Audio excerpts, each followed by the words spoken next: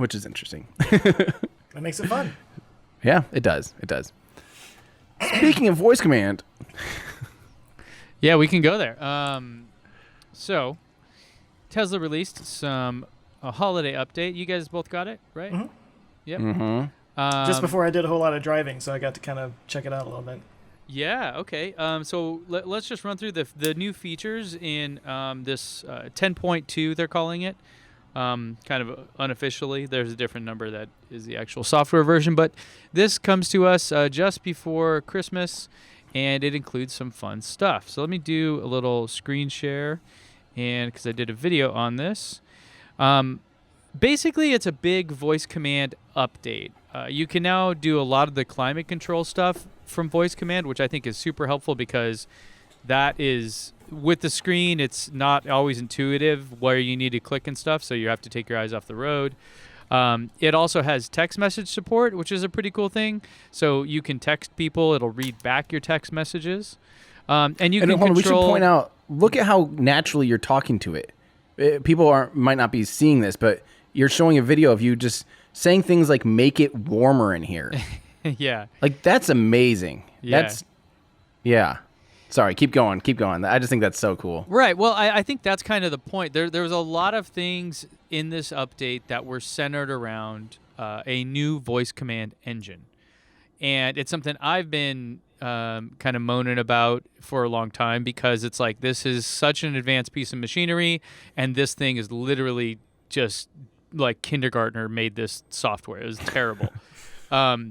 So given how advanced natural language processing, I mean, like, this is an area that is very developed and mature at this point. Probably everyone listening to this has a device that is listening to them, waiting for their commands, or has one in their house that's doing it, whatever. We all have. So this isn't something new, right? That's why I'm always like, how are you so advanced on one thing and so far behind in the other?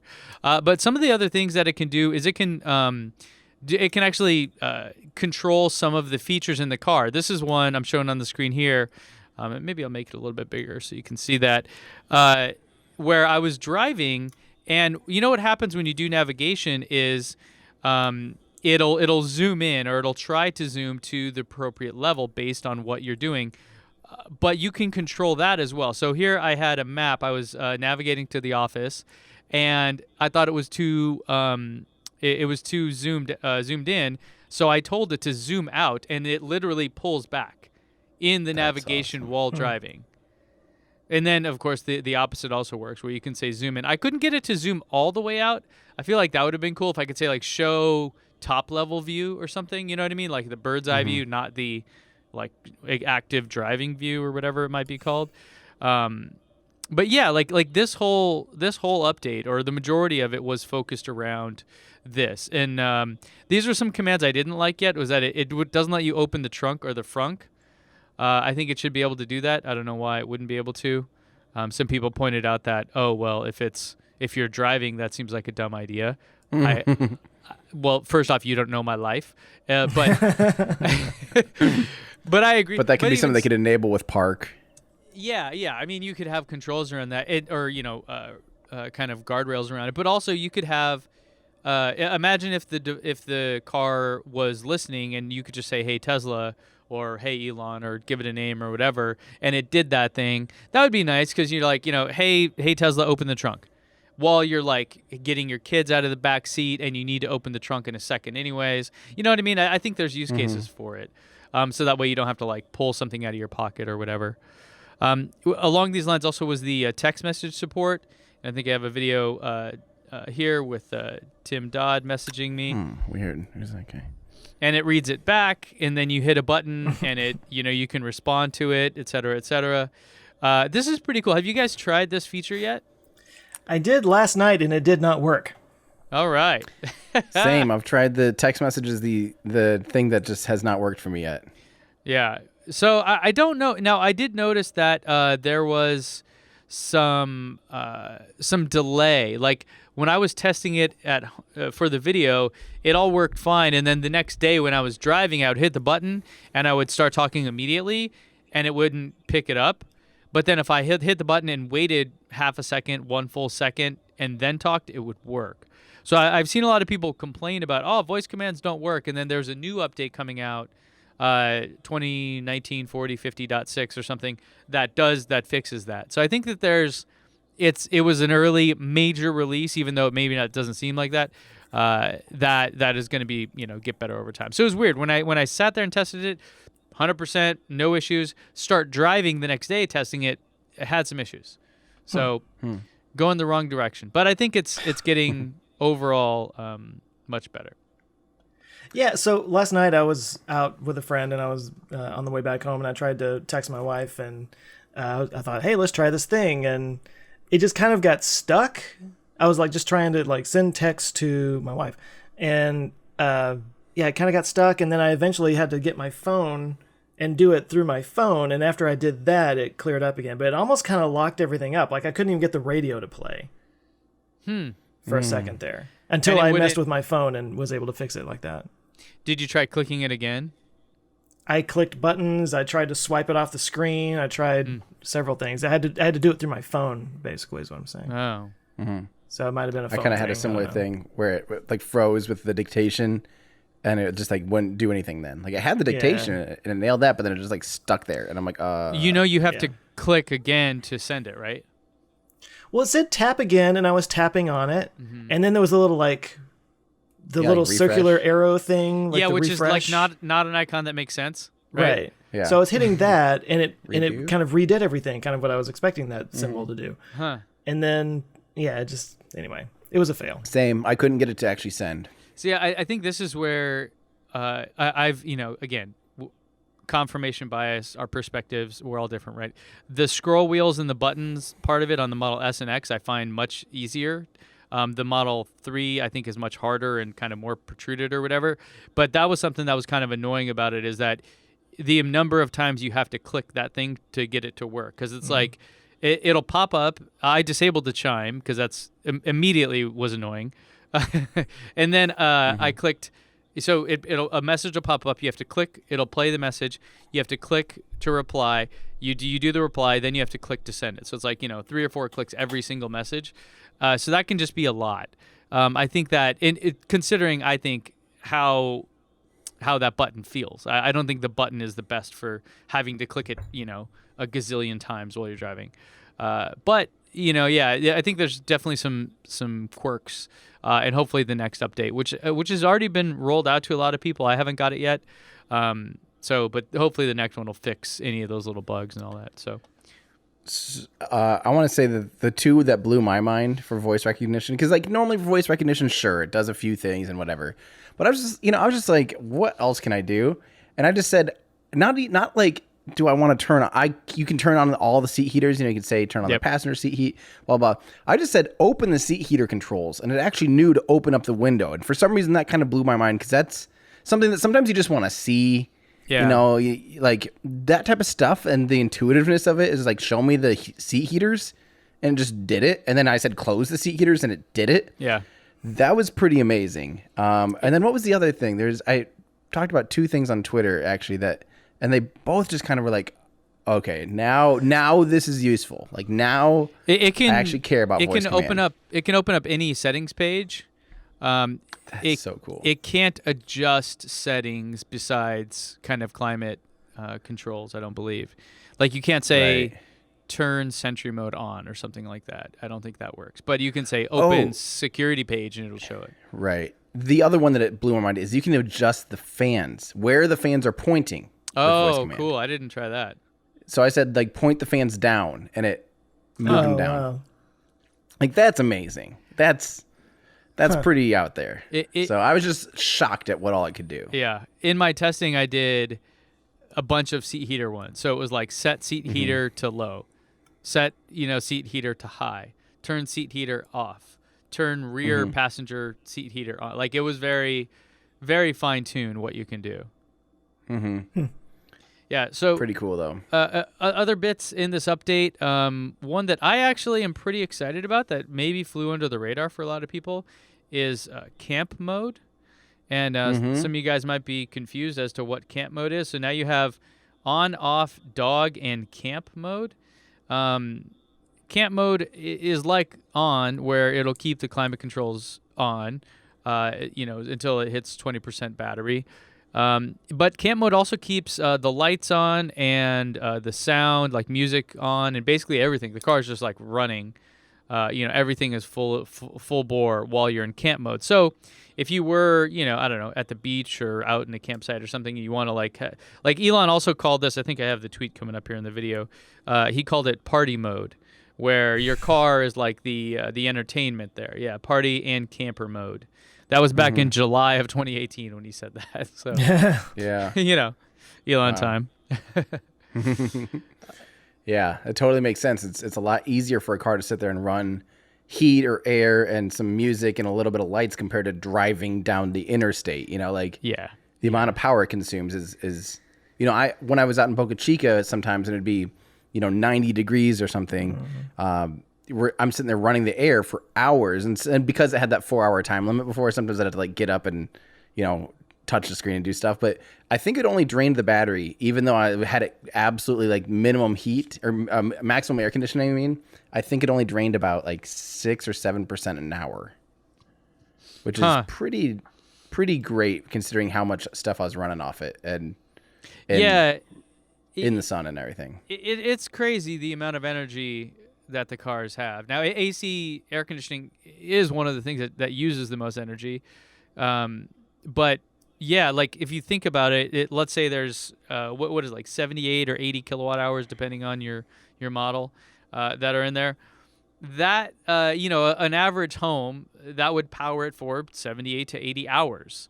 That's a tremendous amount of like powering your house with your home air conditioning running and things like that. Like it's a tremendous amount of energy. That's why that whole Tesla gas can video I did, as great, like I don't think you could engineer much of a better solution than that. The fact is, there just is not a way to tote around enough energy in that form, to refill the car, because the car is just such an absolute beast when it comes to its energy. Yep. So some other updates just to wrap it up were Twitch they added for streaming, which is pretty cool if you guys like Twitch. I'm not super into it, but I know a lot of people are. And also this game Stardew Valley, which I thought was interesting. Now, have you guys ever heard of that? I never heard of it. Actually. And did you try it, or did you pull it up in your car at all? Yeah, I did. And were you able to play with it? My nephews. What was that? Were you able to actually play it? Yeah. Okay. Yeah, I played it with my nephews for a little bit. Now, I don't know. I'd never heard of it. My buddy Ryan McCaffrey, who you guys may know as the host of Ride the Lightning podcast, is also like a 20-year veteran of video game reviewer for IGN. So he's like, Mr. Like when he interviewed Elon, and when he talked about Cuphead, he's like, "Oh, I know those guys," and like he's that guy. He had never heard of it. I'm like, what? Like, how are you? And he's like, yeah, but after the Tesla thing, he started researching. He said, I think it only has one developer, like one guy made the entire thing, is the only person working on it, and it's got like its own cult following and stuff. And as it played in my car, I was drawn in, like the storyline, the music, the kind of nostalgic, cute 8-bit like I was really drawn in. Nostalgia factor is high. I don't even know what the game is about. It's like a farm or something, and I don't know, but just the storytelling, like it was so well done. I was like impressed by it for sure. Yeah, I finally opened up Cuphead and played that with my nephews. Mm-hmm. That is so hard. Now you need a controller, right? Yeah, I've got 2 controllers. That's pretty fun. They loved it. I love. It's fun to watch them, like, because they don't play video games. My nephews are like, their idea of fun is hanging around in a ninja gym all day long. So they don't like they've like never played video games almost. So it's just fun watching them like learn, especially on a game that hard, Mm-hmm. And so we sat and played it for a good hour or 2, and that was pretty fun. So either my car sucks or I suck, because every time there's a new, like we were just talking about the voice command, the text thing, I was like, no, I couldn't make it work. The first time I tried to do the Smart Summit, it hit a curb. I tried to play Stardew Valley, and it did that opening thing where the old guy is like giving his farm to his son or whatever, and then it went to like a blue screen, and nothing would happen after that. Oh, so I think you have to click it. Did you try tapping it? Well, I tapped. There was only one thing up there, and I hit it, and nothing happened, and it was just like, So I finally just had to close out and be like, I guess I'll try Were this you again on later. Wi-Fi? So okay, the Wi-Fi in my garage kind of sucks. So maybe that was it. So the guys at Tesla told me when they told me about the release that the entire game is available for play, which they made a big deal of. Like it must be some massive, amount of footage and stuff that it needs. So I don't know. So how you think it might have games- just been a Wi-Fi issue?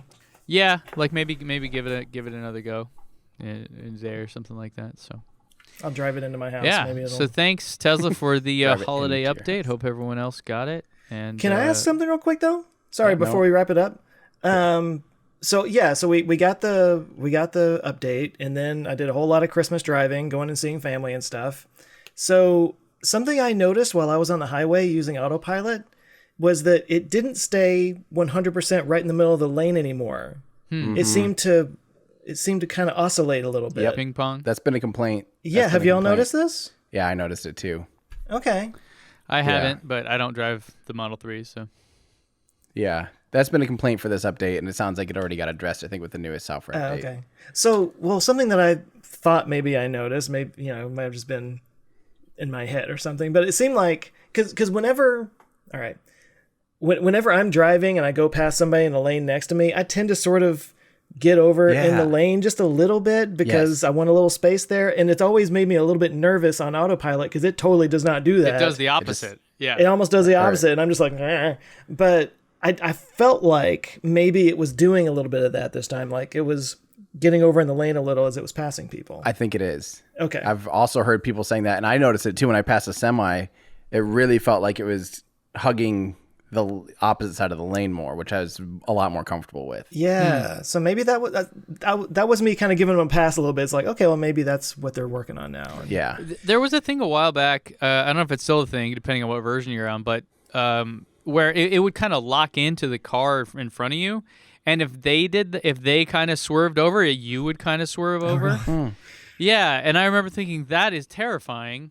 But I've had that happen before where it seems like I'm like, why is it doing this? And I look because in the visualization, if it's locked in on one of the cars, that car is a different color than the other ones, and that's usually what it uses for detecting the follow distance. Right. So you can kind of just tell by looking at the visualization exactly what's happening. And in fact, this is why when someone cuts in, it will change the different colored car, the highlighted car, we'll call it, that it's following to that new one. But if it doesn't do it quick enough, then you're going to hit that guy, right? Because it sees it, but it doesn't recognize that, oh, I need to back up yet. There's actually a YouTube channel that, I don't remember what it's called, but all they've done are the exact same angle of videos. Yes. And it's like a dude driving to work. I think he's even in San Diego or Southern California. And he just talks about what's happening. And that was where I picked up on that. I'm like, oh, it is actually kind of telling you exactly what's happening. And so I've noticed that before where it swerved over. And the reason I could tell from the visualization was it seemed to be locked in on a guy that was doing the same thing, which is I don't know. It's bizarre, scary. I don't know what to think of that. Yeah. But. Yeah.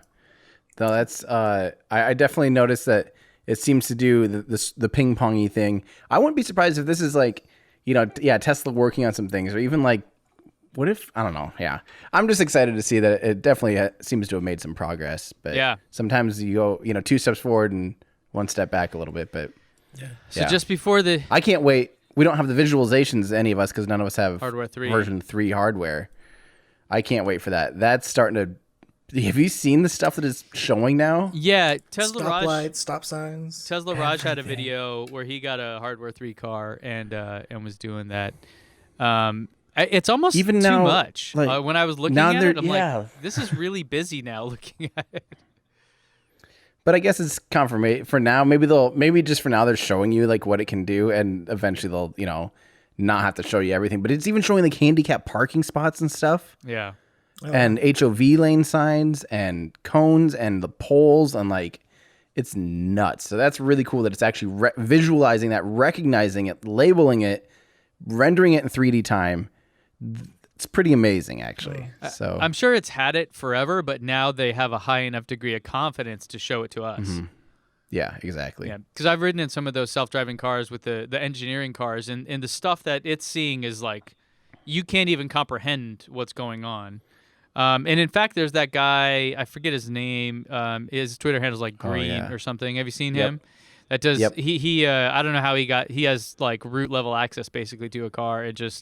It's amazing what he's able to pull together. So he's an interesting guy to follow on Twitter for. Well, he hacks it. Didn't he like hack it to be able to show like the root level everything? I think he just like has the password or something. I don't know. I really don't know. I mean, 1, 2, 3, 4.